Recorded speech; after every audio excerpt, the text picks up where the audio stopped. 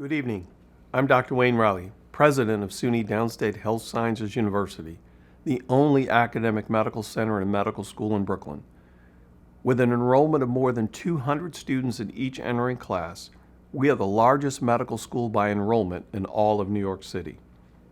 I am so pleased to join with my colleagues of the Medical Society of Kings tonight and honored to be a part of your Bicentennial celebration.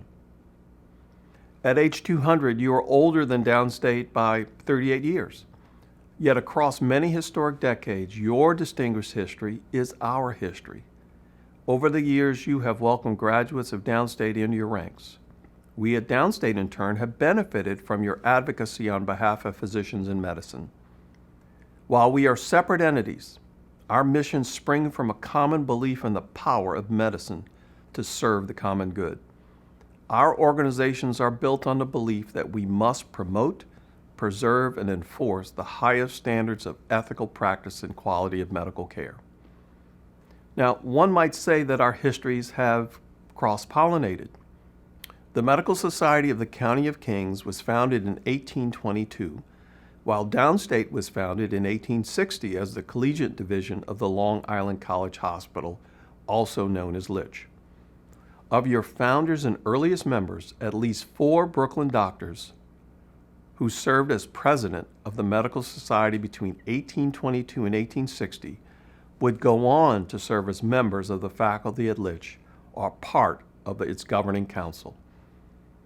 And while never serving as presidents of the Medical Society, 2 of your members, Dr. Lewis Bauer and Dr. John Byrne, played pivotal roles in Downstate's founding.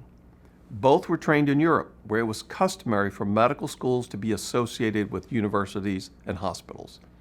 Seizing on this model, Dr. Bauer and Byrne launched Long Island College Hospital as the first medical school in America to bring teaching of medicine to the hospital bedside, in effect creating the first teaching hospital in the nation.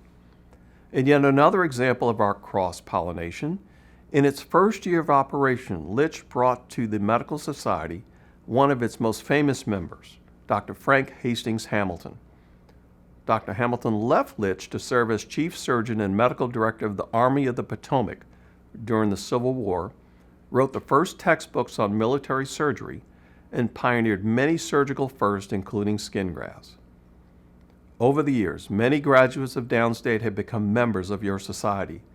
The 1888 Manual of the Medical Society of the County of Kings, for example, lists 119 Litch graduates in its chronological list of members.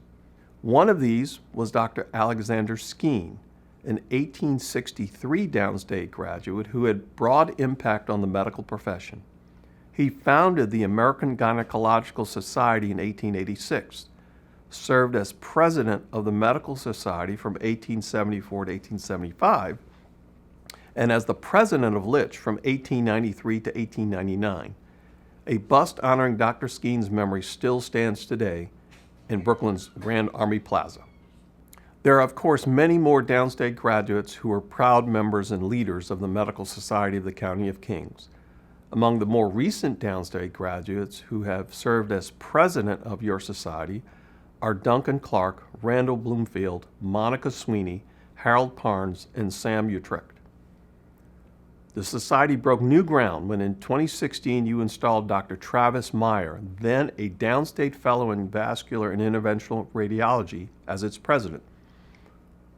Dr. Meyer was the youngest ever physician to serve as president of the society. The installation keynote was delivered by Dr. Pascal James Imparato, who is the founding dean of our Downstate School of Public Health. Dr. Imparato has shared with me many fond memories of the Medical Society dating back to his childhood. His uncle, also a physician, would commission him to take out books from the Society's extensive library collection, then located in your historic and beautiful building on Bedford Avenue.